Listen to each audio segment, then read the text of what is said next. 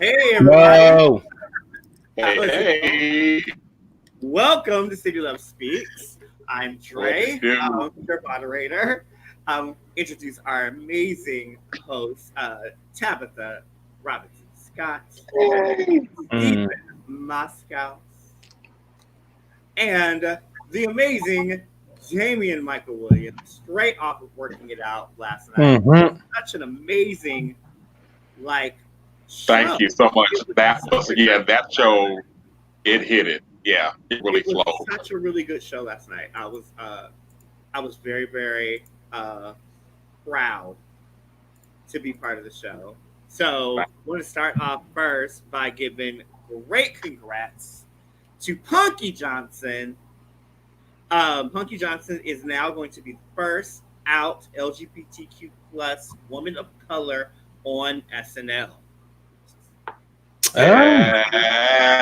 Nice. All of this time, they've never had right a gay person. They portray one, but never have a they real always one. portray one, but right. Yeah. But not to have all of the years, there's never been one out person, and now on top of being out, That's crazy to me. yeah, it's a little crazy. Yeah, just to think about it, right? Just all the time that we're still living in first. Yes. Right. Mm-hmm. That you still can be a black person and be like, you're the first of to do it. That's still a little crazy to me.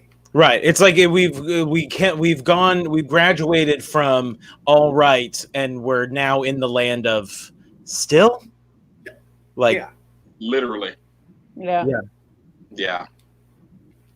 it's a little bizarre, a little strange to me. I'm like, but Agreed. I'm like, I'm really excited for her because it's something I think that's needed. In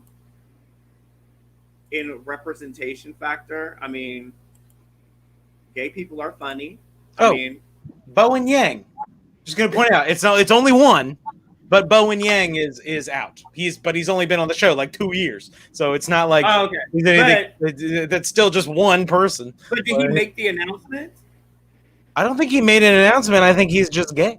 I'm saying you got to make the whole that whole coming out story introduction, right? I don't know. I don't want to I don't know that I can't speak to the history of Bo and Yang and when he. It's really, really sad.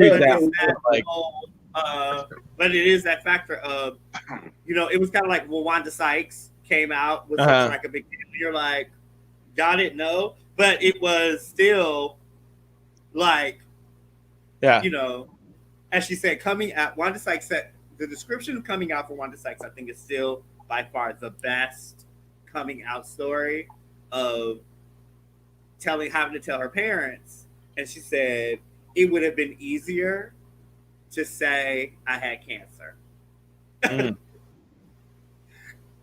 would have just been the simpler factor of what? No, not the cancer, I'll be fine. I'm just gay. And they were like, what? So that was a big story. Speaking of joining us, I guess he needed to make an introduction like most divas. Welcome, Dwayne Townsend. Wow, our other brother. Hi. You better come in with an Aretha Franklin VH1 Divas moment. And all you need to do is drag your fur. But you also better unmute yourself. Right. There we go. Listen, I am so sorry, guys. I was rushing. I was just inundated with work, and I was just like, I have to make it to this momentous occasion with you all. Thank you so much for having me. Well, speaking of momentous occasion, you make me feel so special. We can move right along to the mental health check-in. And Damien, all you. Well, hey, my beautiful people. Hi. Hey. And also our viewers. Hi.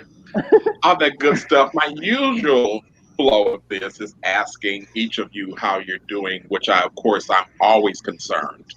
All of you are always in my prayers. But today, we're going to do something just slightly different, but on the same wavelength. Today, not only am I going to do something because I'm great at it, but also because it comes from my heart. So today is affirming all of you.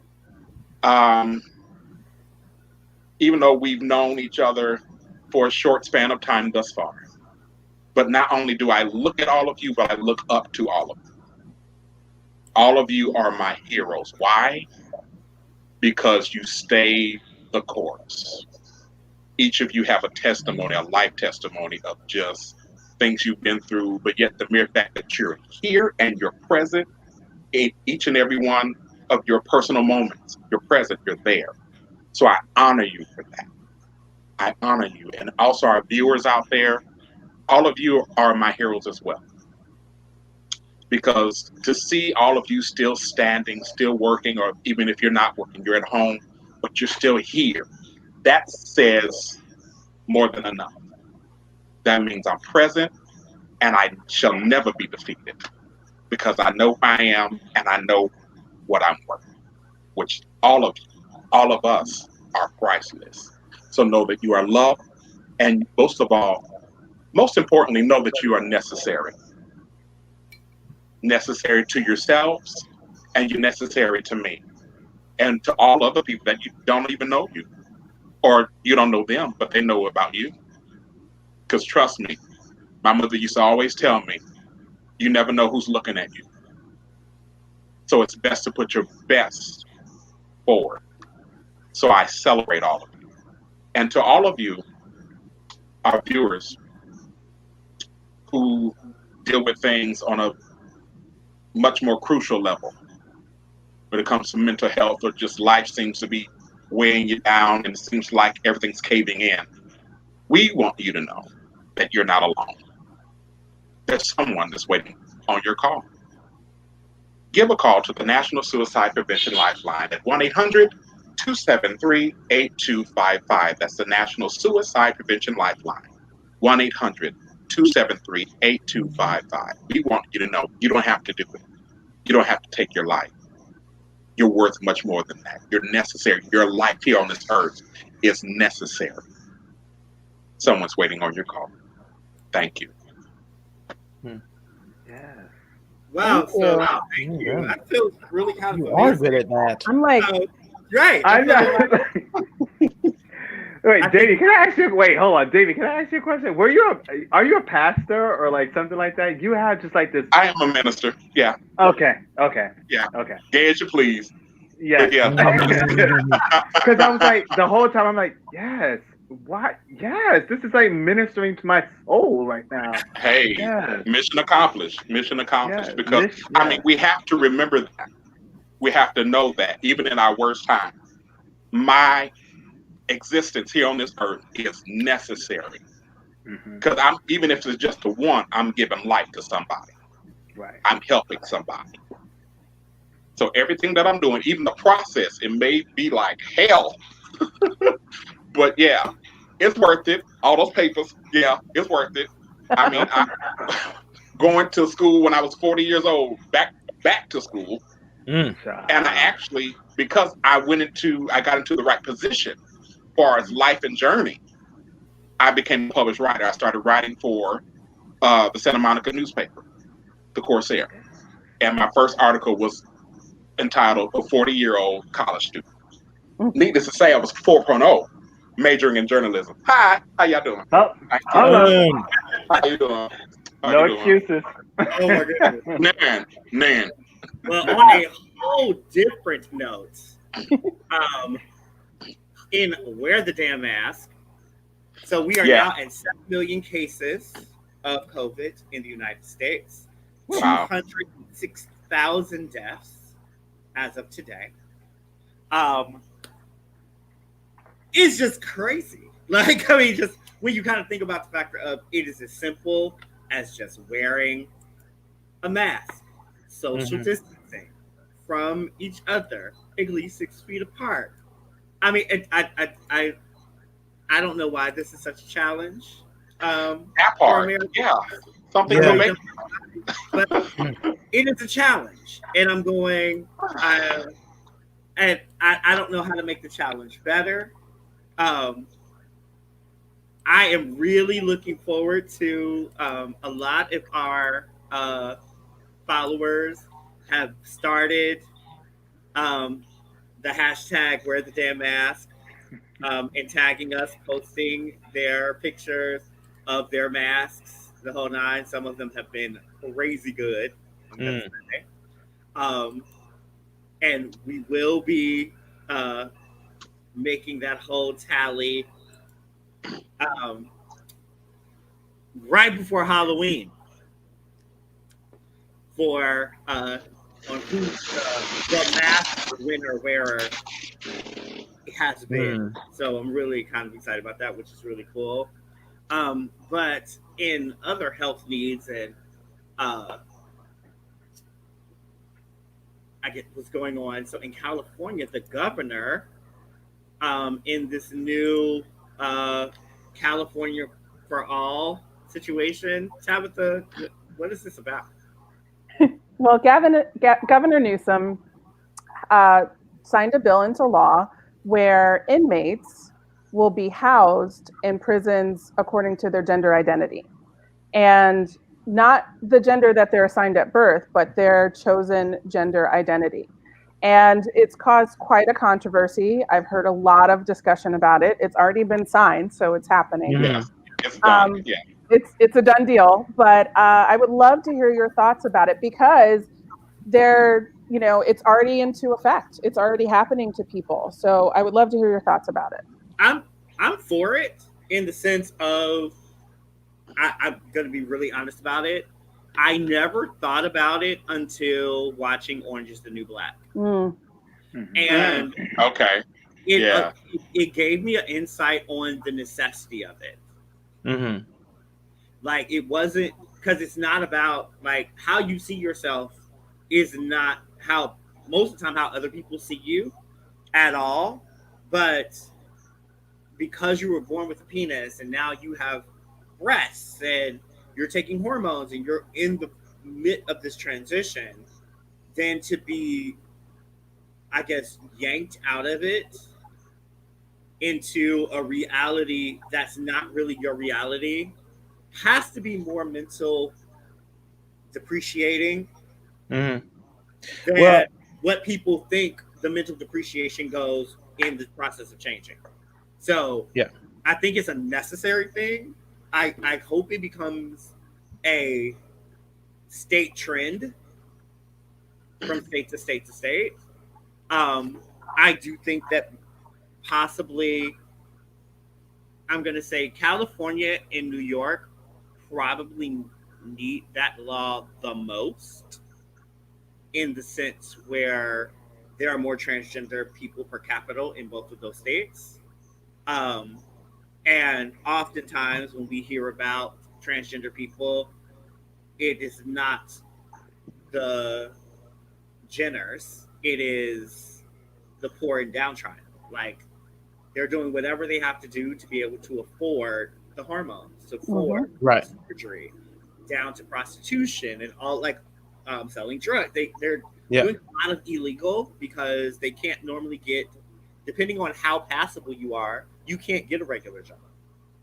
Do transition. Unless you were at your job and then you decide to transition. And then if you understand the laws, then they can't fire you, but they figure out ways to get rid of you because it's a comfortable thing. So I think it's great.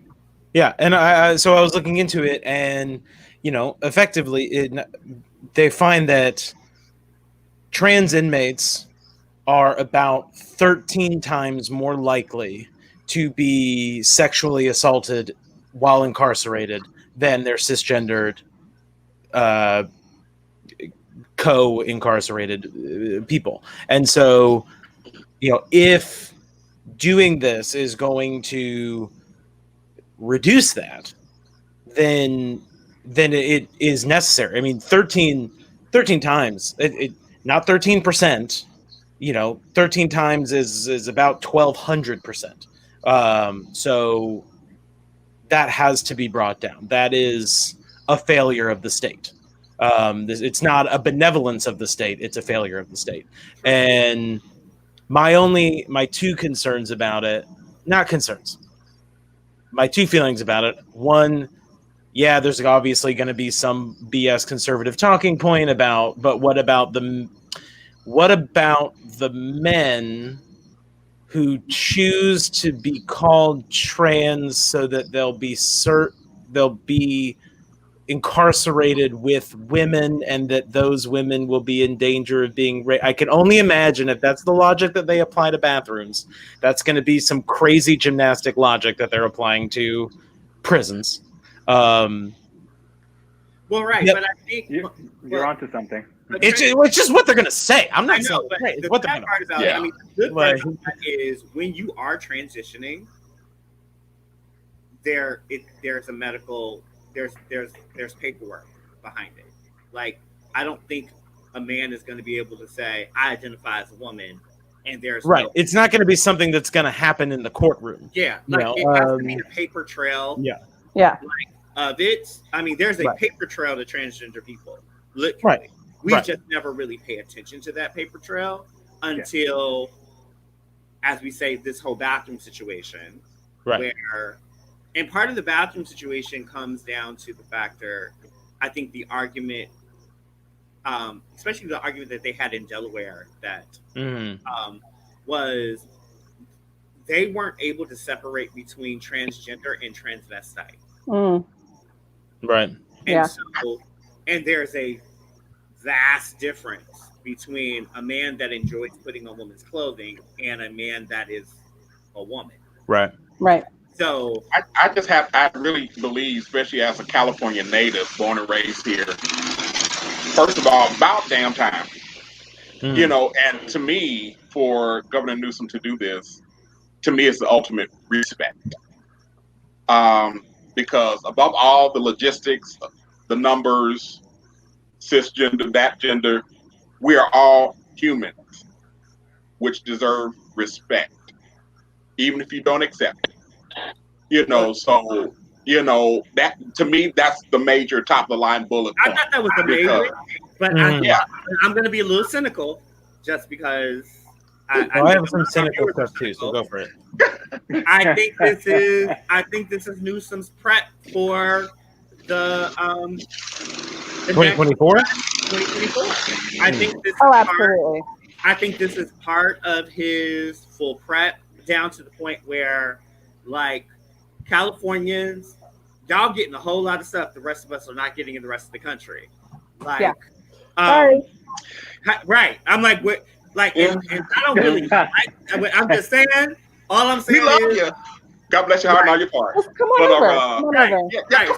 It's too far. It's too far. I don't know. I think you're getting too many wildfires. Just around the river, man. Yeah, it's just over there. Yeah. Right. I'm just saying Newsom. I'm just saying Newsom. I'm like, it's too hot. Earthquake. I think this is a whole situation of, like, I just think this is his definite, like, I love everybody.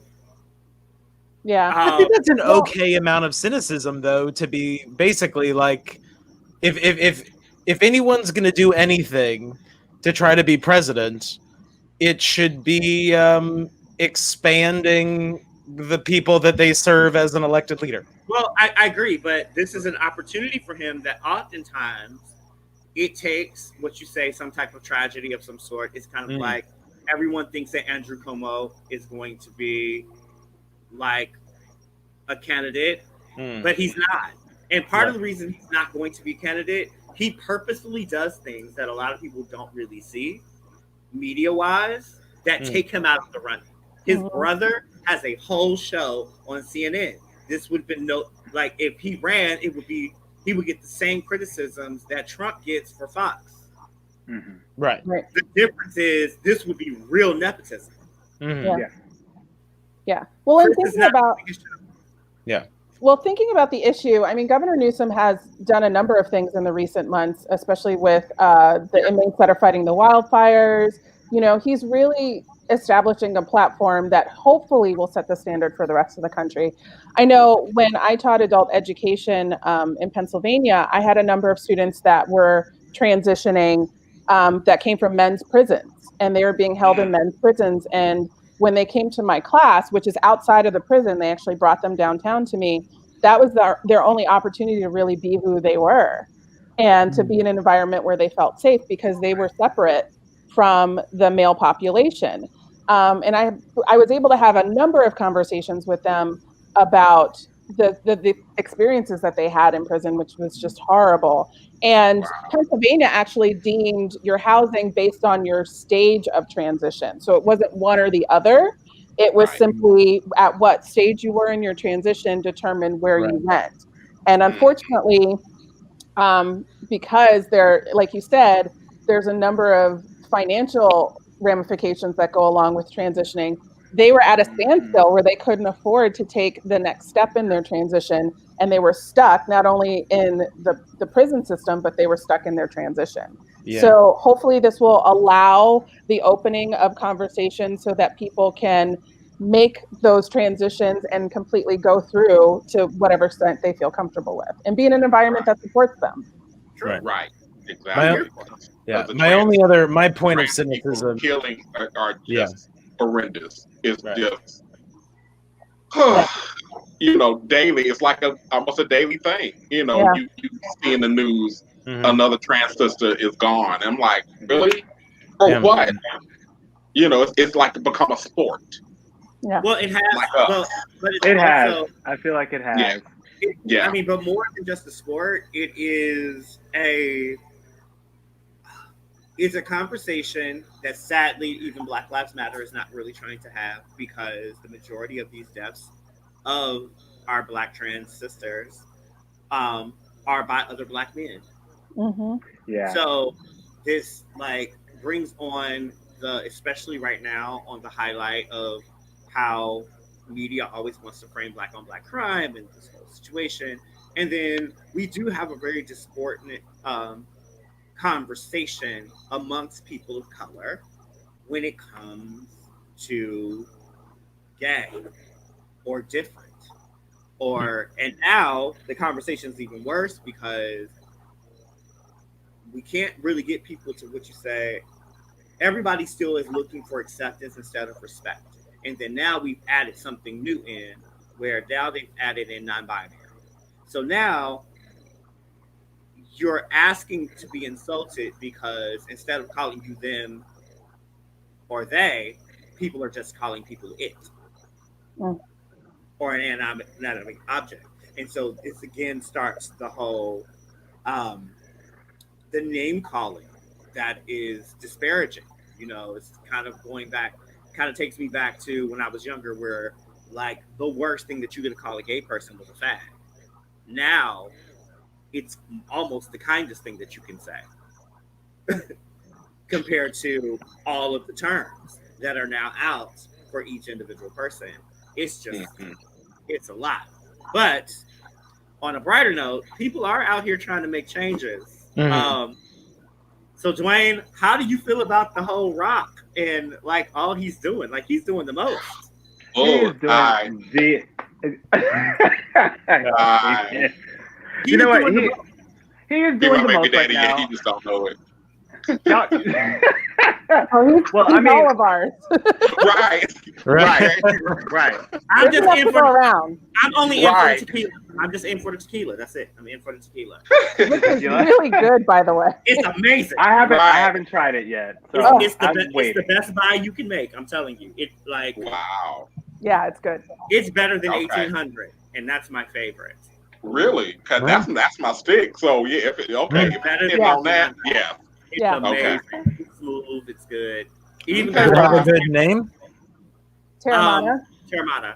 Terramana. Yeah. All right. So amazing. I mean, he's definitely capitalizing on his fame as far as getting to the wine and spirit realm, and now he's doing what he loves to do, which is acting. And I mean, and we bless God for that because he's great at what he does. Yes, However, I am on the fence with the whole DC thing, making this thing a spin-off from Shazam. I do like his co-star that he has who's playing the lead role. Yes. It's so funny that he chose him because he's actually a good actor. He's very good at what he does. He's usually in these like B-roll kind of like movies or shows. I remember Atlas. What is it? I forgot his name. Yes. At Dallas. Am I saying it right? Aldous. Aldous. Yeah. Right. So I remember actually I was a stand-in for him on the show City on the Hill that filmed in New York.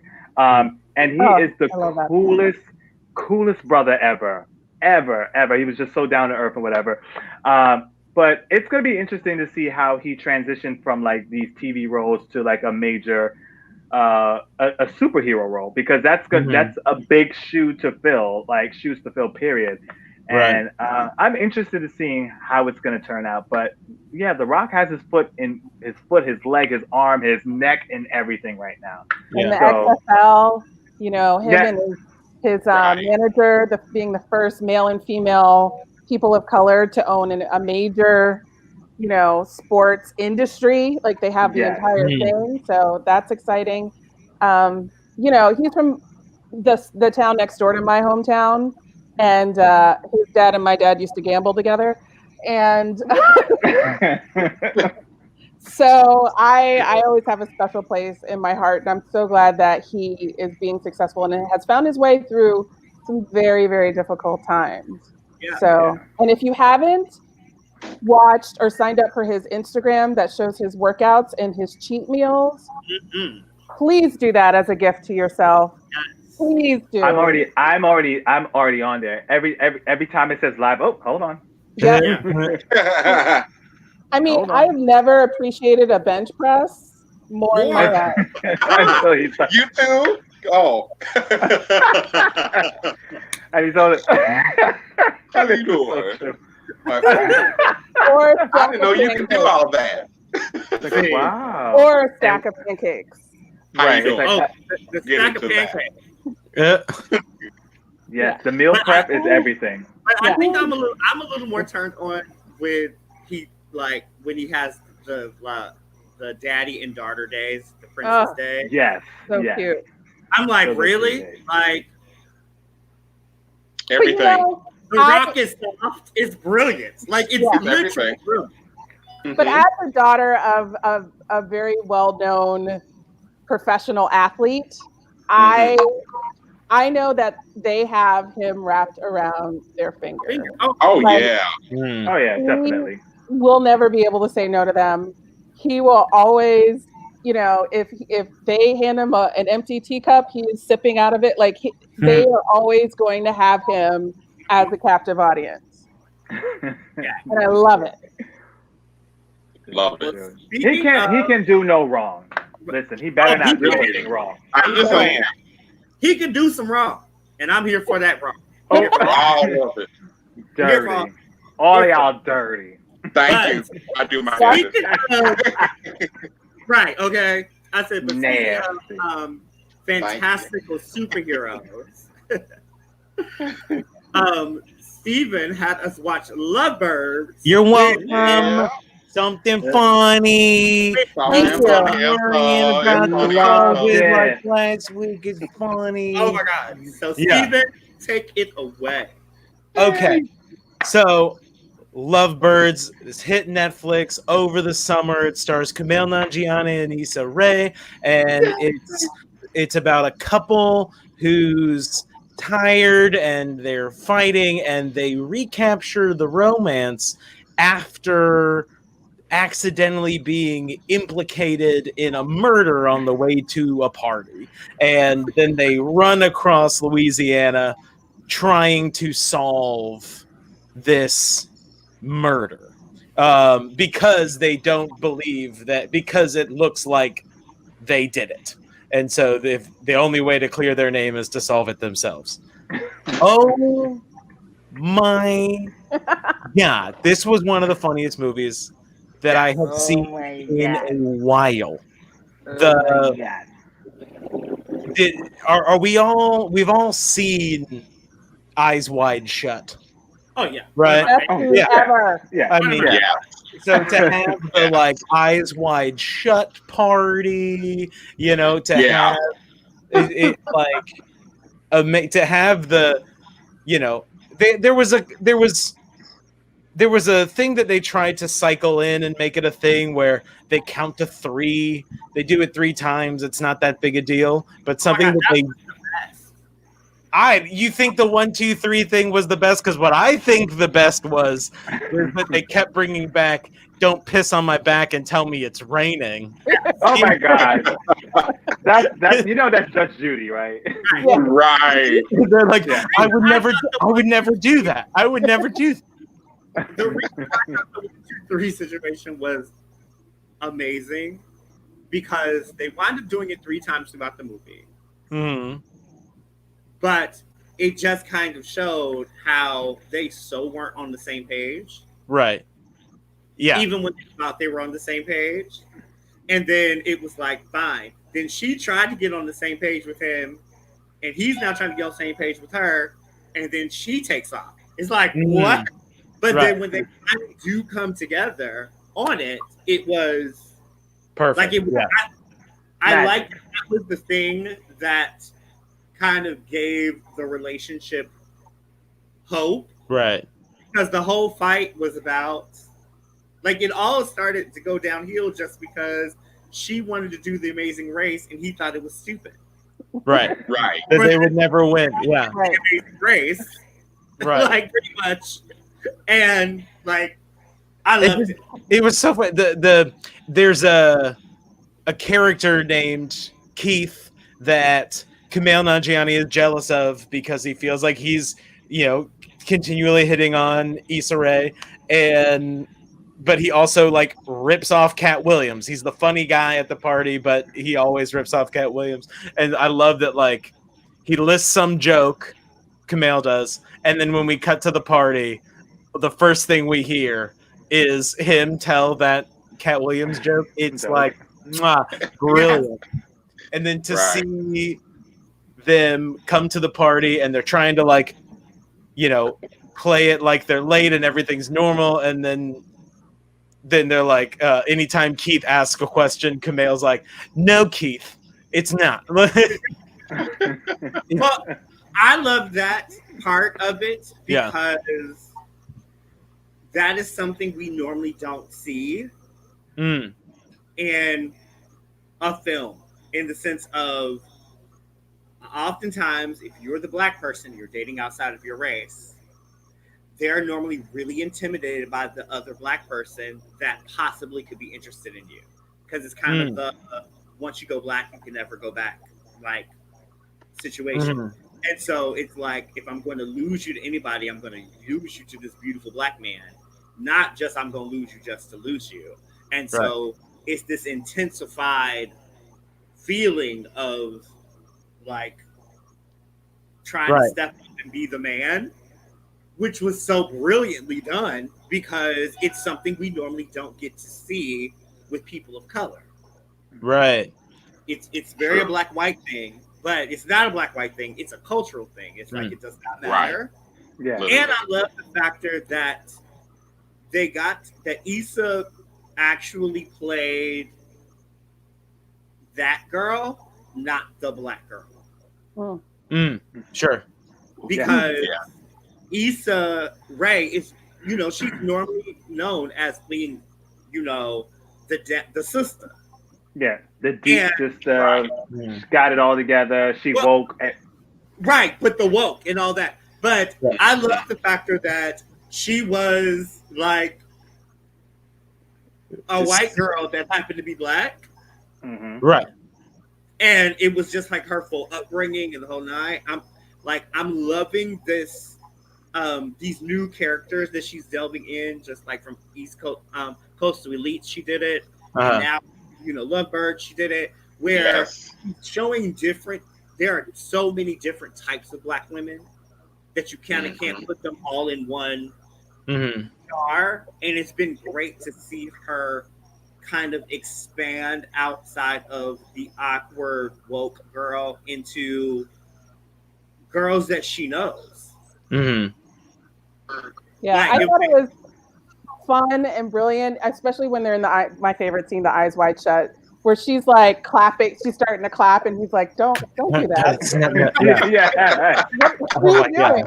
Like, why are you clapping? She's like jamming, and she's like, "Oh, this is spontaneous. I could get into it." Like, I love stuff like that because I've been places with people where they start doing that, and you're like, "What is wrong with you? Do you not?" Right. There's obviously like a way to behave, and you don't pick up on it at all. Right. That is earlier in the film, she was like, "You're not spontaneous," and so then they're watching this like elitist orgy, and she's like, "See, this is spontaneous." Like, yeah. And I love the fireworks singing of that in the car because that was it right there. Of like moments where like you're listening to a song, you're like, God, this song again, and by the end you're like rocking out to it, and your friends are jumping in. Like, I remember one time I was judging a dance competition in Houston, Texas, and every time there was a break, they would play interlude music, and for some reason, I don't know if the thing was broken, but it played fireworks every single break. So by the end, it's a 14-hour day, so by the time you get to the 7th or 8th time you hear it, you're just like, I'm gonna go crazy. But the judges, we're in ball gowns, we are elegant. I'm in stilettos. We are done up to the nines. We just busted out in choreography to it. Like we started doing jazz hands and dancing because we're not allowed to talk to anybody. And the crowd went crazy. And then a group of kids made signs and gave us all 10. Yeah.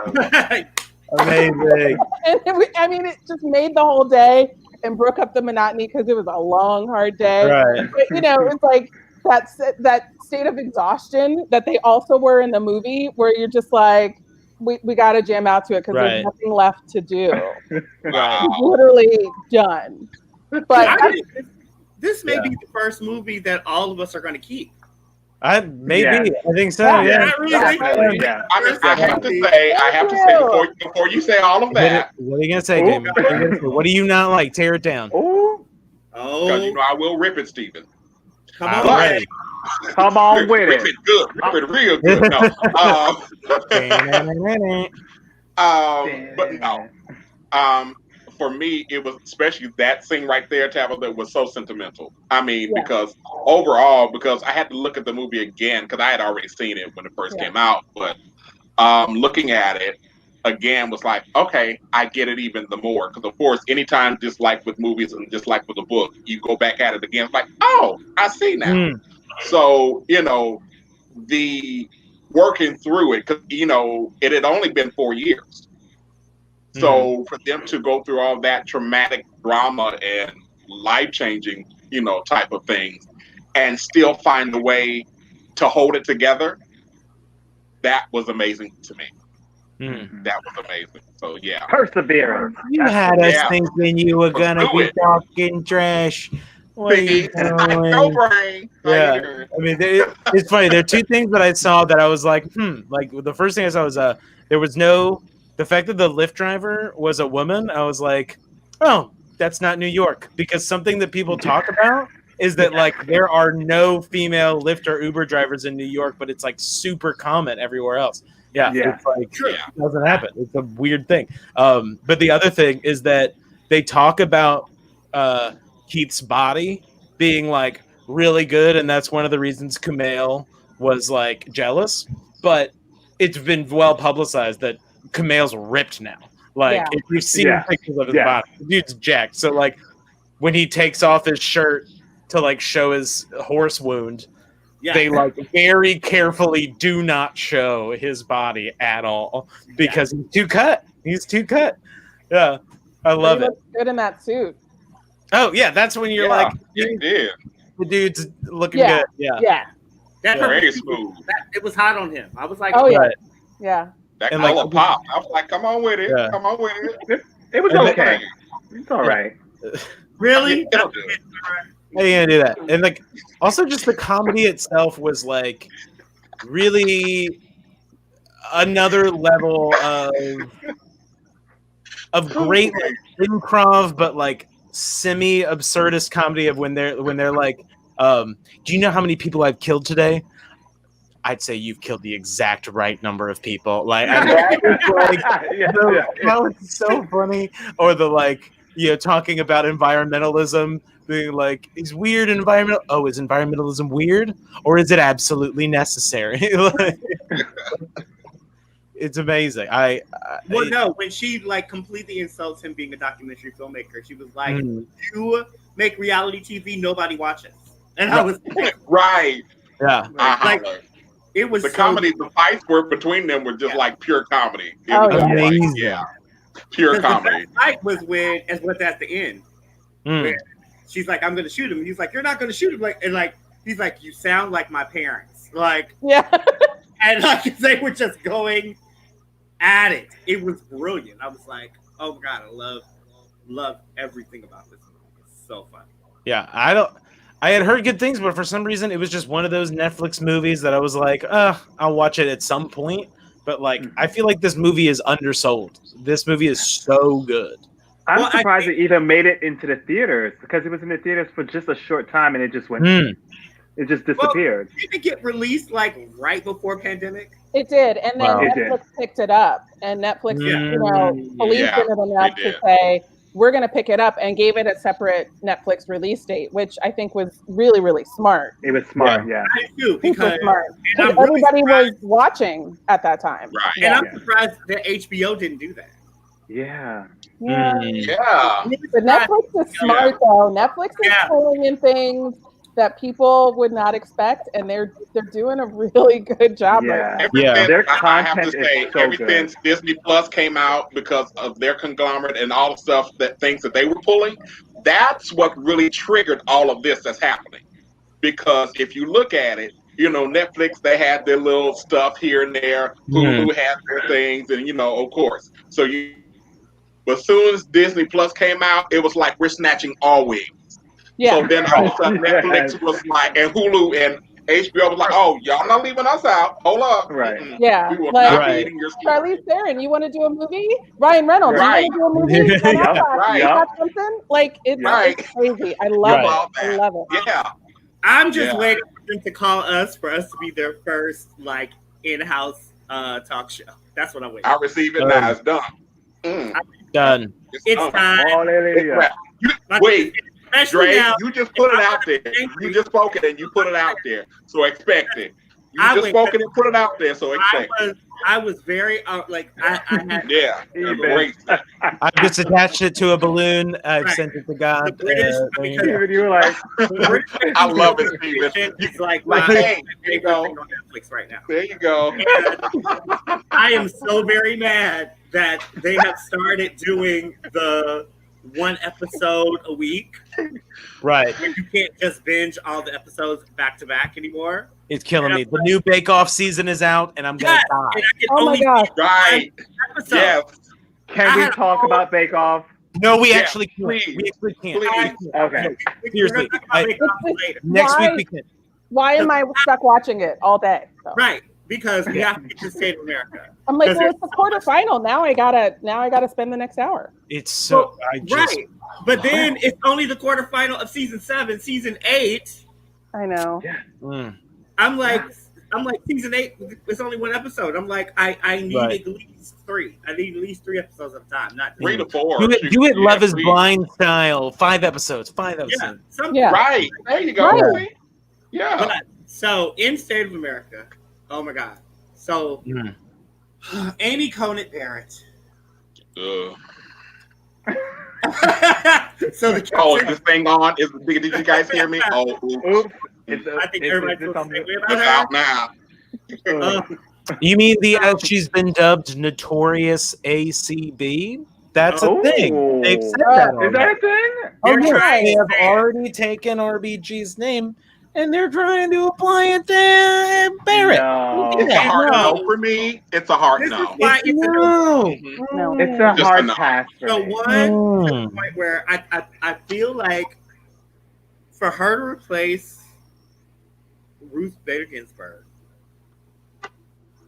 in her belief system alone. Right. Just her belief system alone. My thing is, when you are not really for women's rights and you're a woman, has to be a hard pill to swallow. And so it's just like, so what Amy is known for most is she believes that Roe v. Wade was an erroneous decision and should be overturned.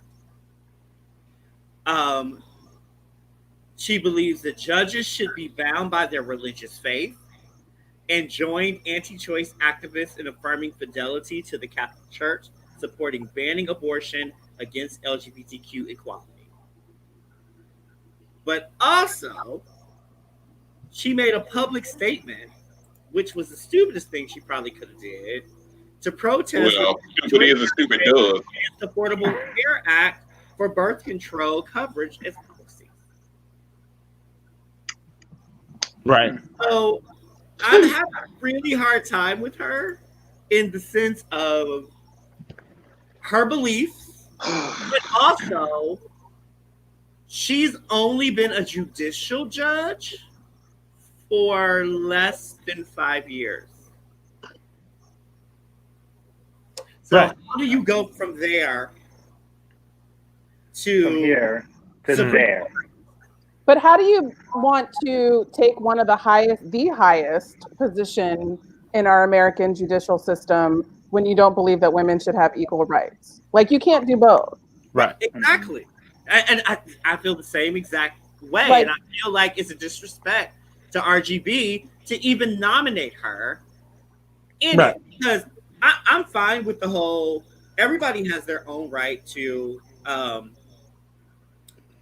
their cause on abortion.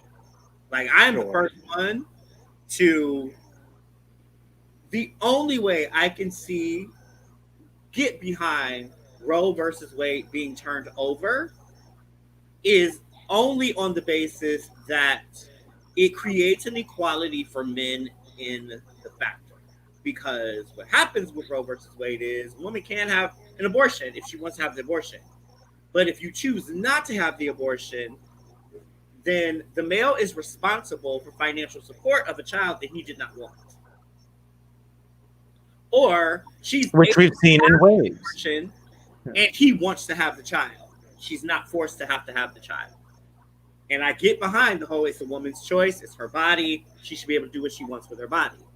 But if you make that decision, I don't feel that the man should be financially responsible. I don't feel that my tax dollars should be financially responsible for raising a child that you decided you wanted to keep. Right. Which is an issue to address, but much like the repeal of the ACA, it's unsuitable to fix the problems that the ACA has by repealing the ACA in total. In the same way that that inequity it is untenable to strike down, or what do they call it? I don't know what they call it when it's like reversing judicial precedent, but like to basically delegitimize abortion, right? Because it will not be re-legitimized for years.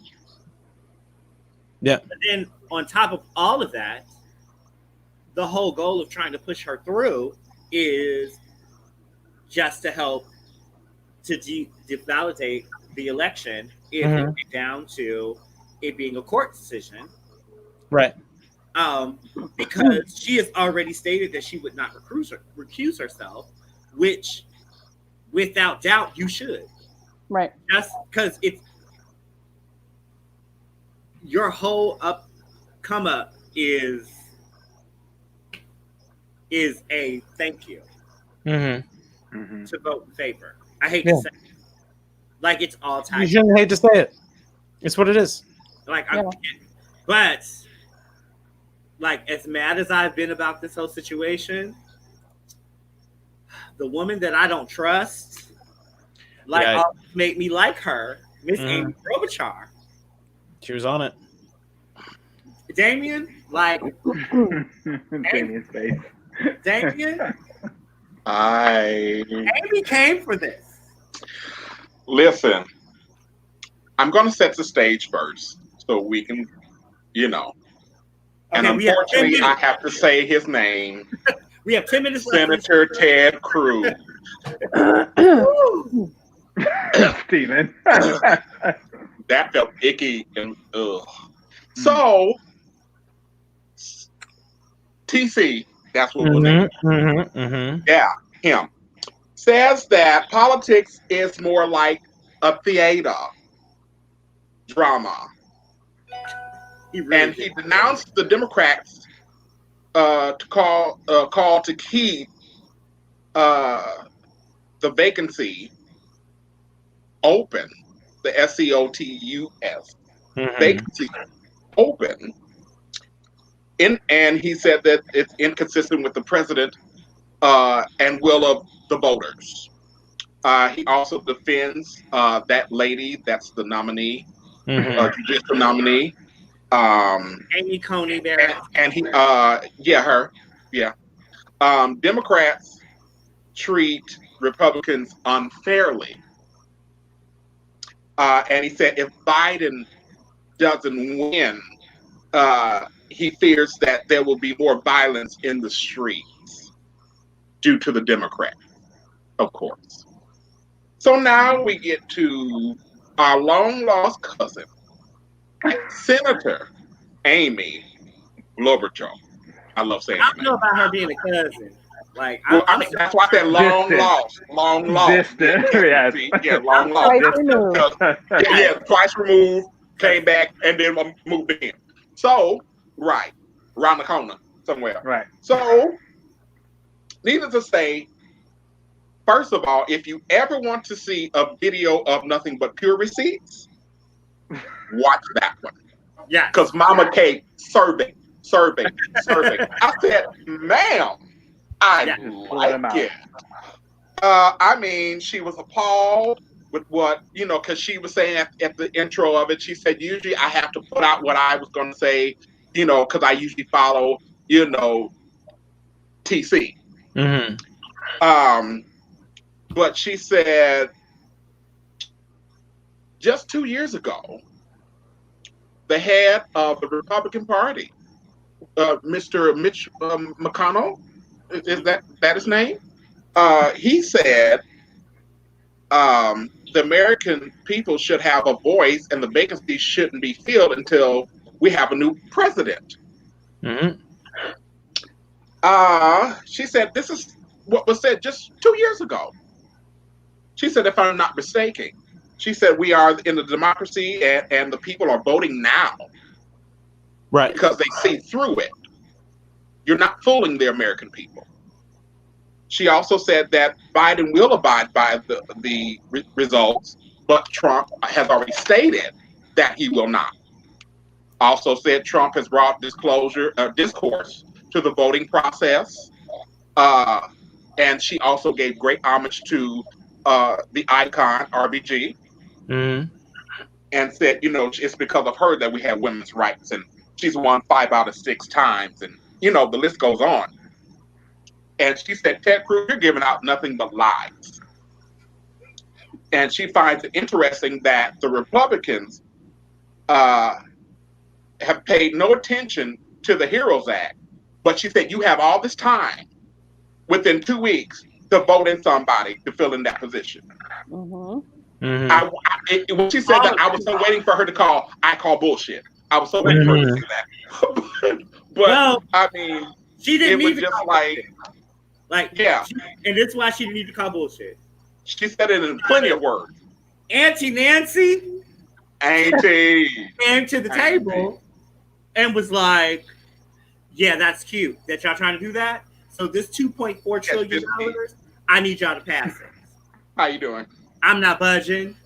I need y'all to pass it. What we doing? Like this what we gonna do? Like y'all work this out. And I am here for all of Nancy Pelosi not giving zero fucks about completely right how they feel, because the moment the GOP decided to renege on a policy they pushed forward, Nancy was like, "Oh, this what we doing? I'm out." So what y'all gonna do now is y'all gonna give me all the money, and not only all this money y'all gonna give me, but now I'm gonna rally all these Democrats. All of them. We need to make this whole statement and guarantee that the new Democrats that get voted in actually get the votes, meaning a lot of states are going from blue to red. Yeah. A lot of them are turning over to red states. Yeah. This will be the first time, I think they said in 20 years, where the House and the Senate will be ran by the Democrat. Yet again, why they're trying to push so very hard to get Miss Amy through. But I'm like, well, go on and let Amy go through, because Biden will win. And like and they'll do the thing that Obama wanted to do, been unable to do. Was expand the court. And here's one of the things I have to mention, because Amy talked about something so personal to her. She said, my husband wound up in the hospital on an oxygen machine, all because President Trump chose not to reveal all the information that he had. She said we were following guidelines and policies, and she said he knew what was up way beforehand. And she said, my husband was in the hospital. So she said, all this that you just said, it's a no-go for me. I'm like, oh. She said, I've heard enough. I said, oh. Well, in no more no-go. So the Negro Police Award, our two top nominees, Daniel Cameron for botching the whole Breonna Taylor case. Again. Right. And let the record show. Mayor, which is a former albino model that turned to Black Life Matters activist in Atlanta, embezzled $200,000 from campaign foundation. I don't understand. I was so torn between the two. Our viewers, that I put the post out for our viewers to make a vote. And I think they were a little as torn as I was, to the degree. But the Negro Police Award, it's got it. Goes to Daniel Cameron, which was all kinfolk ain't skin folk. He ain't one of us. Not with that hairline. Wait, was yes. On Twitter, it's from here to there, and everything. I was like, oh my God, that angle there. Really, so very bad, so very bad. He just needed to tilt down a little bit. And so, I just look down. Tonight, we go into the presidential debate. Yikes, almighty. And we will have a special recap next week of the presidential debate. So, because it's just going to be so much to unpack. It's going to be so much to unpack. I'm ready to watch it. I'm ready to watch. Oh, I'm gonna be live. And for this, I have to pull out the Hennessy. I had to go buy a brand new bottle of Douce. There are a lot of drinking games that are being posted online that they're designed to knock you out by 9:15. Yeah. Bam! Right on the floor. Right. Stephen, will you be partaking? I won't be. No. No. Okay. Twitter links will be all the dopamine that I need, and won't be getting many of those. Good for you. Yeah. But you know, that's so nice. I just bought. You know, the grocery store by me has a $7 minimum, so I got ginger ale, Pepsi, all shoot, look at you. You're doing the orange. big stuff. I mean, there were two different flavors of fancy. Come on, now, Steve, you're a man after my own heart. That's why I know you're my brother from another mother. Because me and ginger ale, we got that thing going. It's all good. There you go. Well, there always has to be a designated driver. So we want to make sure that everybody is going to vote. Steven is it. Not registered yet to go vote.org now, because you only have 8 more days before you can register to vote. Please go online to vote.org, double check to make sure that you are registered to vote, and request an absentee ballot even if you are planning to go vote. I'm going to say that one more time. Even if you're planning to go to the polls to vote, still request an absentee ballot. The reason just in case is thank you. Because COVID is going into its second wave, and we're going into flu season. We have no idea what's going to happen. If you are eligible to work the polls, which is volunteered, but it is paid, please go to powerthepolls.gov and sign up so that you can work the poll, get paid. Yeah, work the poll. Yeah. I mean, that's how we should be doing it, though. Oh my God, that's right. Be billing it, and then oh my God, and then the Board of Elections can have an OnlyFans. I'm leaving. I'm done. They're gonna drop it like a hot. They're gonna drop it like it's hot, Steven. I'm here for it. I'm here for it. No, that's the hashtag. That's all of it. It's done. We want all people to come out and vote. So we're gonna say goodbye to you because we need to go watch the debate. Thank you guys for joining us this week on City Love Speaks. There will not be an after show because we're going to watch the debate. That is the after show, and we're going to talk about it next week. Love you guys, and I say every week, if you don't love yourself, don't expect nobody else to love you. Bye. Have a great week. Bye-bye. Bye.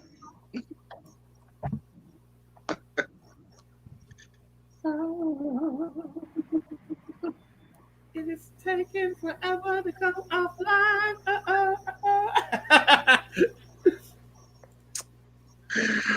Jazz hands. It doesn't want us to go offline. Right. We're having trouble connecting to your internet connection. I'm like, this is for the post-credit scene, and we're roll the credits. Make sure you clean your poll before you work it. Please. Sanitize. That's how you do it. Right. Oh, not that I know, but you know, a little birdie told me. You know, of course. Mm-hmm. Yeah, of course. You know, yeah, sure. So, is anyone else on TikTok? Is it just me? No. It's all you, Steven. It's all you. I'm sorry. I'm getting TikTok notifications right now. That's what those are. You know. Look, it's real fun. It's real fun. It's a fun app while it lasted. Wow. Oh, it's still here. It didn't go anywhere. Just walked in and they stand up. We didn't even have the legal right to do it in the fucking first place. Sorry. No, it's okay.